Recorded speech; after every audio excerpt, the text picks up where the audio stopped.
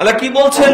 ইয়া ইবাদি, হে আমার বান্দারা, ইন্নী হারামতু যুলমা আলা নাফসি, নিশ্চয় আমি আমার উপরে জুলুমকে হারাম করে দিয়েছি। কে হারাম করেছে? কার উপরে? আল্লাহ হারাম করেছেন নিজের উপরে। আল্লাহু আকবার। আল্লাহর উপরে হালাল ও হারাম করার কোন অধিকার বান্দার নেই, আর আল্লাহরও হারাম করার কোনো প্রয়োজন ছিল না, কারণ আল্লাহ কারো উপরে জুলুম করেন না।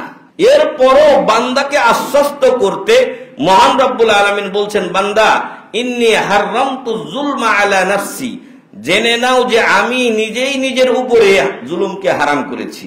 আল্লাহু আকবার। মহান রব্বুল আলামিন জুলুম থেকে মুক্ত, বেইনসাফি থেকে মুক্ত, অন্যায় থেকে মুক্ত।